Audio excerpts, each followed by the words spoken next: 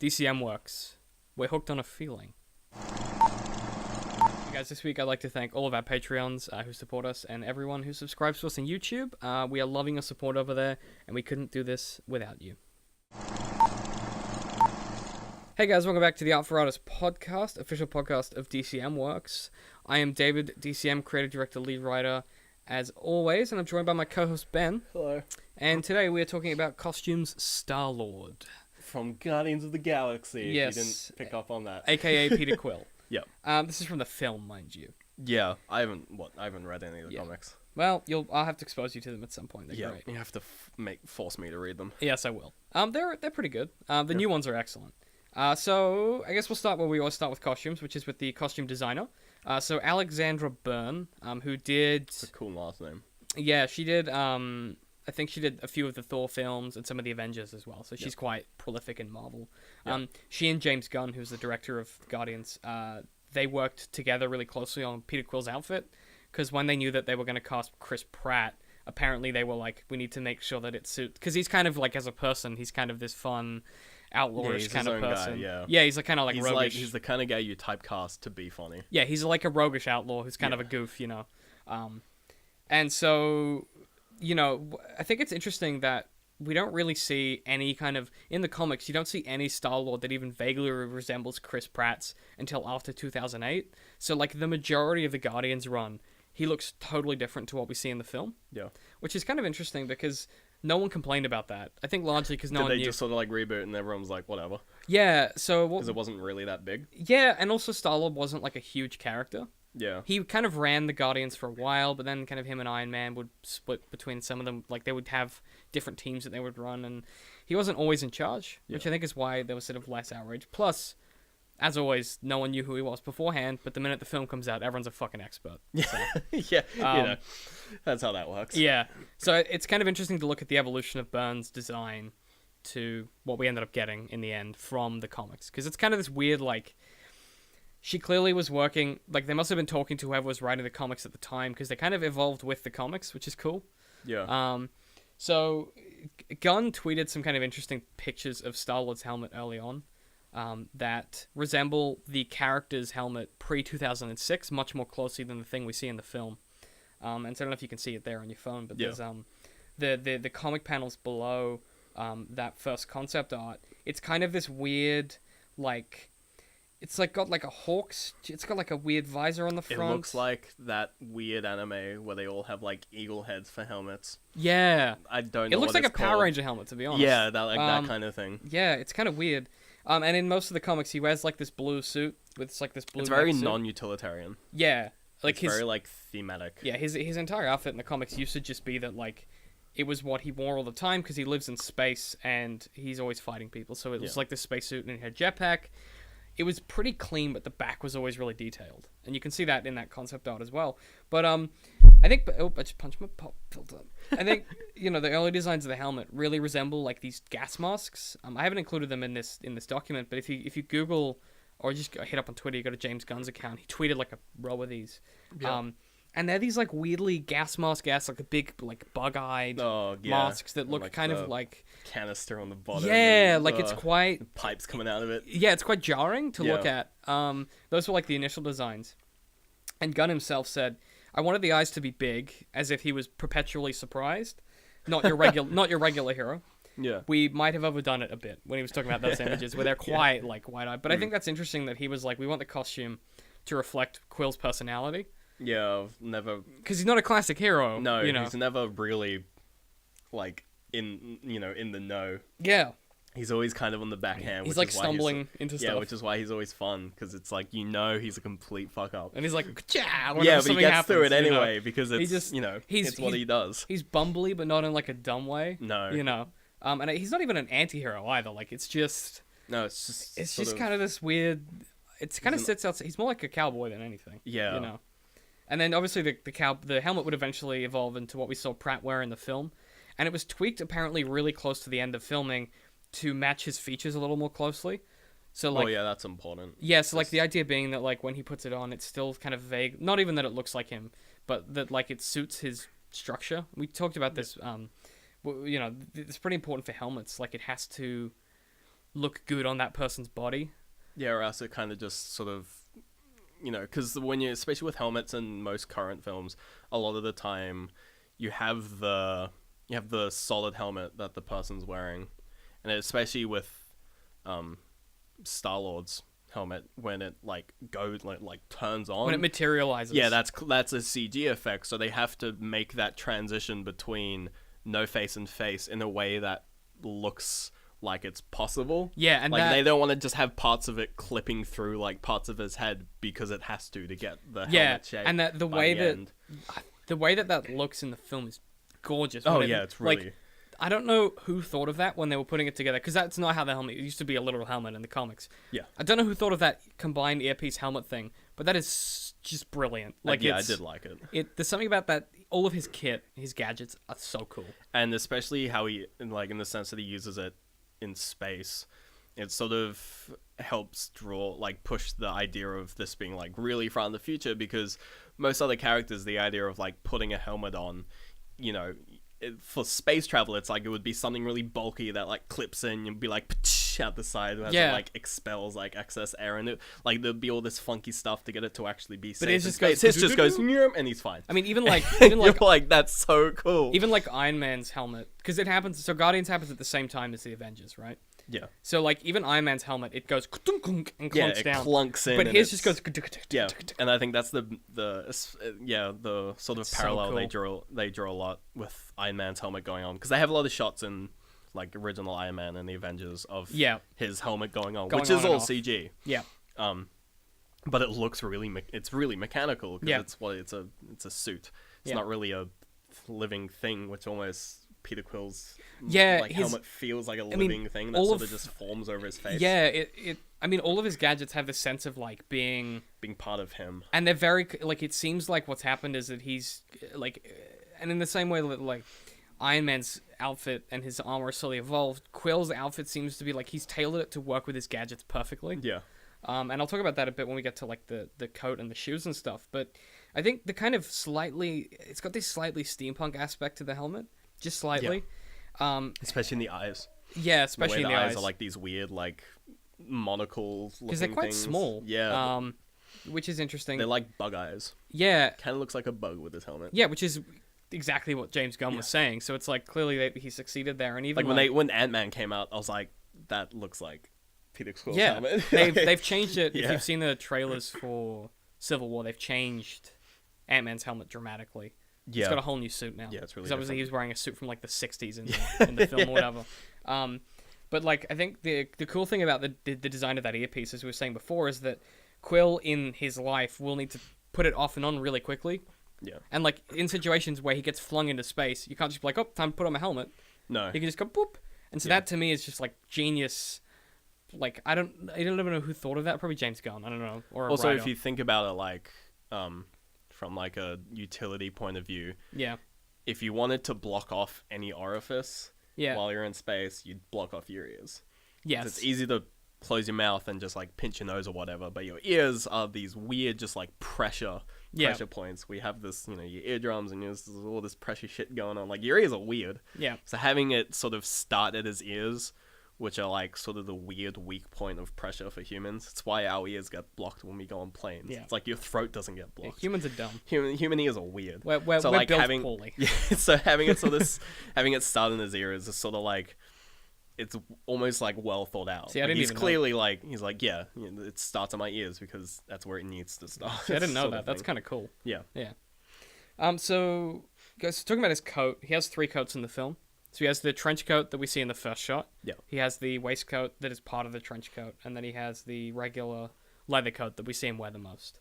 So the trench coat and the leather coat are similar materials. Well, from what I understand, all 3 of the so like the trench coat has the leather coat within, the waistcoat within it. Yeah. So like after that initial scene when he gets back into his spaceship, he takes off the over trench coat and he's just wearing like the waistcoat. Yeah. All of that, from what I understand, is supposed to be of the same leather. Yeah, because it's the same red kind of color. Yeah, it's the color of the Reavers, or I think they're called Reavers. I've written it here somewhere. But Yeah, so on his particular coat, this is interesting again, is that Burns said that the costume might look like leather, but it's actually really heavily treated cotton. Like the The leather coats are actually heavily treated cotton. Oh, really? Yeah, which is wow. kind of cool. That's pretty. Yeah. So I what wouldn't- it- I was yeah. just- yeah, it's leather. So what it means is that like what happens when he's wearing it is that it has like it doesn't feel too heavy, Yeah. and so like They would have to do a lot of sound design in post to make it sound like leather. Because cotton would sound nothing like leather. True, but They do that for anything, regardless. yeah, but the other Like, thing is that he's got a lot of other clippy, clunky bits on him anyway. Yeah. Like he's got his he wears his belt quite low, and like he's got all these other sounds going on because he's got these cool boots and stuff. So like the combination of the fact that it's not actually leather is super weird. Yeah. But it also means that when they filmed it, it feels like it's not leather, but you don't know it's sort of not a lot leather. easier to... So it feels more like it's from some space planet somewhere. Oh, okay. Yeah. You know what you know what it feels like to me. It feels like he's picked it up from some like vintage, like He thrift shop on a moon. a space op Yeah, shop. no, that's exactly right. And like, I mean, it's the kind of thing his character would do.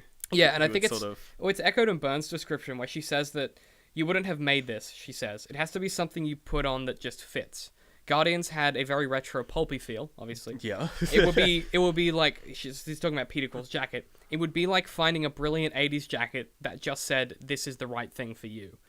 And I think she's totally right. Like That you could is see exactly what you it could is. see Peter Quill waltzing into Yeah. like a thrift shop and being like, "Oh my god, look at these 3 coats. How cool are these? I'll take them all." You get, like that sort of, like, I've had that experience a few times where you just walk into a shop and you see something, you're like, That's so that's me. exactly, It's exactly totally it. right. Yeah. And yeah. I think that's really sort of, like a good way to design his character because he is from Earth Yeah. during the 80s. Yeah, during the 80s. Yeah, so he's got this pulpy Yeah. like rock And I star. mean, they portray it very obviously through the music choice, but subtle things like that, which you don't notice because you don't really. You're just like, oh, it's just a leather jacket. But in the back of your mind, you associate that with, like, 80s greases. and the fact that it's like a that leather sort of- jacket with zips Yeah, in weird places and like odd layering it's like of shoulders and stuff. It's pretty close to like a leather varsity jacket, Yeah, it's which very just similar. screams 80s. That I Like, think that my favorite of his coats, as much as it's it would look weird on. The thing about the coats is that they're built for Chris Pratt's shape. yeah. So like that leather coat that he wears would look weird on anyone that isn't Chris Pratt because it has this huge. I don't know if you've seen it, but like the trench coat has this really big like metal shoulder guard that you don't really notice because it's the same color as the leather. yeah, But like it adds this sense of like real weight to the coat, and it's got like a leather clip on one of the front flaps or whatever, and it's this super heavy like elaborate thing that you might imagine like someone like it doesn't feel like it would be used for a job anywhere on Earth. Like it's clearly from space. yeah. And you're like, what are those It's clips like for? it's one of those weird, just like greebly things that they were just like, yeah, let's just give him a Yeah, they're like metal plate. let's 'cause chuck it's up space. let's chuck a bit of metal on his arm or whatever. Like it's kind of cool. And like I think particularly, one of the things that Burns said that I think is really interesting. She talks about the fact that his like rock star or outlaw look really mirrors. It's supposed to be like a mirroring of Yondu's Ravengers because they all wear the red leather as well. Yeah. But his is like the outlaw version of that, so it doesn't quite match their colors properly, and like his insignia are all in the wrong places, and like the zips are incorrectly made. And she's like, a few of the zips we actually broke on it, so that they're like stuck halfway, and like kind of interesting stuff like that. That's pretty good. And she was like, yeah, and Chris Pratt would fiddle with the zips in between scenes, so they were sometimes different, which is kind of cool because that's what you do if you're wearing zips, And I think I just talked before when we were saying about the sound design with the boots themselves. They're actually super weird boots. Like, you don't notice it in the film because he's just like, you don't really notice it. Yeah. But like, he's basically wearing like normal boots, but he's got these weird like layered shin guards over them that look like they're from like a hockey match or something, but of like a space leather. And it's not until you look at them you're like, that's so fucking weird. But they just look like a cowboy overboot or something. Yeah. And they've got these weird metal clips on the side, that are like the clips for his rocket attachments.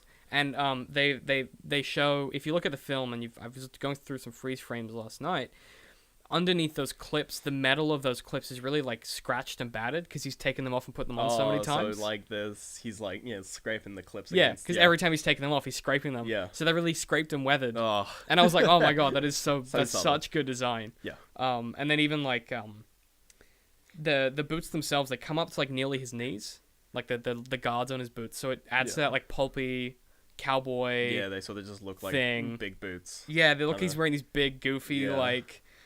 I watched one Clint Eastwood film and I bought some boots, kind of thing. You know. Yeah. Like it's this really outlaw-esque, like kind of. I mean, he's super space cowboy. Yeah, he's so like, space cowboy. It's just. But then when you see, I think particularly toward the end of the film, when everyone else starts wearing the red leathers, you suddenly are like, oh, they're all space cowboys. Yeah. Like it's so nice in that way. The fact that his outfit sort of turns into the uniform for all of them. Yeah, and it's just because it's this jerry-rigged, like weird vintage thrift shop bullshit. It's super. It just makes it really characteristic of them. It's very pulpy 80s. Because like, they're like the Guardians are very like ragtag as it is. Yeah. Like they're just a bunch of like literally like jail inmates. They're just fucking outlaws basically. That just just a bunch of guys that were in the same room at the same time, and I think that really shows. And like even like the fact that like Gamora's leathers are actually a different color to everyone else's. Yeah. Because it's really hard, because I think the reasoning behind that would be that it's really hard to find like female Ravager leathers on that ship that they're on. Looking through and just like there's no female sizes, so she's just like, screw it, I'll just wear this, whatever. She's like, I'll wear this and I'll taper it or whatever, I'll cut it myself or whatever it is, which is kind of cool. And I think like that idea of the fact that it's super battered, but also like has this weird sense of elegance to it. Like it's really simple. Yeah. And he wears like his really simple t-shirt underneath that's clearly a space t-shirt because it's got this weird thing around the neck. I don't know if you remember that. Like the seal for the space travel and sort of thing. Kind of thing. So that's the main thing we look at outfits where they're like, it goes into space. It's like there will be points where it's like, this thing is airtight, because if it wasn't, they would die in space. And obviously part of it's just thrown in because the future, which is obviously the mask as we talked about. Yeah. But you got to have those points where it's like, the shirt is like sealed. Around the neck, and that's what the helmet connects to or something. Yeah, which it doesn't, of course, because you can see... Yeah, which doesn't. At first when I saw it, I was just like, this wouldn't work at all. But it doesn't need to, because he's also not totally human. Yeah. So, in the comics, well, I don't want to spoil it, because it might be in the next film, but yeah, you find out at the end of the film that he's half something else. Yeah. And it's gonna be interesting to see who they make him, because there's a few options. He's had like 2 or 3 origin stories in the comics. But, what's really cool about that is that it kind of just adds to the fact that his costume is so weird and cobbled together. Yeah. Because it's like the boots, particularly. If you haven't seen them, just for anyone at home, if you Google the boots that he's wearing, they're super fucking weird. Like they're weirdly toed as well. Like they're not flat-toed boots. They come to like a weird rounded upward point. Like it's really weird. They're like really weird shoes. Boots, a little like bit. Jester boots. And you're like, what the fuck? They're almost like Jester boots combined with slippers or something. Yeah. But then like he's got the over panel guard, like the over leather guards over them, and then like these green gems. Like it's a fucking weird outfit. Yeah. But you put it all together, and you're like, well, what else would he wear? Like it. Yeah, it's almost like he just sort of found them when he was raiding some ship one point. Yeah, and he was like, I like these boots. He looks at his boots and looks at those boots. He's like, yeah, I'll swap them out. It's like he's playing some fucking RPG, and he just like looks, and he's just like, yeah, it's got better stats, and just throw them on. That is exactly how that happens. Yeah. I pretty much imagine that's how his whole outfit. Yeah, came he's together. just like, and it's like, they're better. They don't look. Yeah. They don't fit the outfit, but they're better for some reason. Like maybe his original boots didn't have the clips, and his rockets were just strapped on with just tape. like tape. And so he's like, "Wow, those actually have the strap." I'm taking those pants. I'm taking those. And it's kind of cool. Swaps them out. It's just like, all right, it's you like. That is exactly how that would happen. It's a weird sort of 80s utilitarian like vibe, which creates that like pulp feeling. Pulp feeling, because that's what it was. Like leather jackets were worn because they were durable and they lasted years. They're really useful. Yeah, and they bajillion pockets, and they're comfortable, and and because of that they looked cool. Yes, they became cool. Yeah, and that feels like what Starlord has done. Yeah, and like there's something about the fact that he's got all that kit, and like his elemental guns in particular. We might do an episode of weapons on this at some point, but they suit him perfectly because they have like 4 settings. He uses them as guns. He uses them as like batons. He uses them as like they would do everything, like tasers, kind of and that just suits his outfit perfectly because that's what everything else is. Yeah, it's like it's a jacket, but it's also good for space travel. But it also got a long coat that is good for when it's shitty weather. Also keeps me warm. Yeah, it's just like he's thought of everything because you would have to, because that's how you would live if you were this Ravager, weird outlaw cowboy guy. Yeah. And, like, I think it's a triumph of, like, both costume design, but also just character design in general. Like, it's a brilliant way to take this idea of a space cowboy that we all have and we all love so much from, like, Firefly or whatever. Yeah. And just, like, grapple it into the Marvel universe. And when the comics caught up to it, it made more sense that he looked like the way that Peter Quill does in the comics. Yeah. And so it's like, now he looks like Chris Pratt He looks like Chris Pratt from the film, not Starlord from the comics. Yeah, I always found that was interesting when the film would be made, they would sort of slowly morph the comics towards the actor, because they're like, most people who read these comics also watch the films. And it doesn't always happen. Like, Batman doesn't experience that, neither does Superman, but, like, there's elements of characters where it's I suppose that difference between Marvel and DC is DC, it separates its universe. It's like it separates its universe into different sort of plus they always have, like, 3 or 4 storylines. parallel comics. Yeah. Like, so there'll be, like, 3 Batmans at once. Or Which whatever. they've actually made canon, in a sense, through some of their games now, actually. Yeah, particularly with some of their Flashpoint stuff. But, Yeah. But yeah, I mean, like, it's really interesting, and I'm so glad that the outfit works, because it's such a triumph of, like, what happens when you get it right, and you don't think about it, and you're like, well, obviously that's what he wears. He's a fucking space cowboy. Like, that's just your only thought on it at the time. I think the one thing I'm looking forward to in the next films is what they're going to do with Rocket Raccoon's version of the uniform. Yeah. Like, whether they keep the uniform for everyone, or they do some dumb shit where they're like, oh, everyone rebels against the uniform, and they just go back to what they were wearing, which is fine, because, you know, it's... Well, we see in that end scene, like, Gamora is wearing a dress, which is very uncharacteristic. Yeah. I think we'll see, like, a mix. Yeah. Which would be good. Like, I always liked Rocket Raccoon's outfit, because it was sort of just, you know, it was kind of weird. He's wearing just, like, a jumpsuit. Yeah, because it's what you would have to wear. Yeah, because what else would you wear? lab rat. Yeah, it's kind of cool. Yeah. I mean, he's always dressed real weird in the comics. Yeah. So that kind of makes sense. But yeah, I mean, that's pretty much it for our episode here on Starlord's outfit. Peter Quill. Yeah, Peter Quill's outfit. I'm really excited for the next one. Yeah, it's gonna be I'm great. really excited to see what they do, and I'm assuming if they keep Byrne on as the costume designer, which they should, we should see some interesting I think just stuff. the next few years of Marvel are just going to be amazing, because, you know, with sort of, you know, when Marvel films first came out, which was basically Iron Man 1, like the first big like new Marvel, it was sort of like, right, we're just like sort of doing singular films of characters, and then there was this weird convergence with Avengers, and then even further convergence when Guardians of the Galaxies, and then all the Thors and the Captain Americas, and now we're at this peak where it's like, it's all going downhill from there. Yeah. Like, not in quality, but in terms of, like, we're coming to, like, an end of an era where everything's coming together. Like, next Guardians is going to be... It's going to be the prequel to the Infinity War, basically. Yeah, and then we have that, which is basically going to be the end of the current MacGuffin quest of Infinity Stones. And probably when we see, hopefully, Planet Hulk? I hope. Anyway. But yeah, I mean, we're excited, and I hope they keep Byrne on, because she's doing a bang-up job with the costume design. Keep that 80s vibe going. Yeah. Live the dream. It can live the pulpy dream. Yeah. So where can people find us, Ben? You can email us at podcast@dcm.works. Yep. Or you can hit us up on Patreon, patreon.com/DCMworks. We got YouTube at DCM_works. That's Twitter. Shit.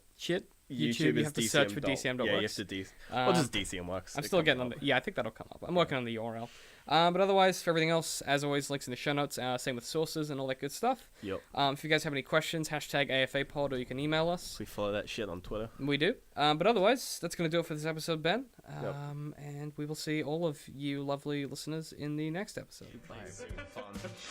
And, like, because those 3 things are there, it's like, it's exceptionally good. I could do it in a heartbeat and make millions, but it would feel like gouging my soul out. Yeah, Jurassic Park's a little more like DDR. If Shrek is a fairy tale creature, can he actually own land and want to kick them off? Where did that come from? You have to make a lot of shit up to make it up. Yeah. That's just the truth of it.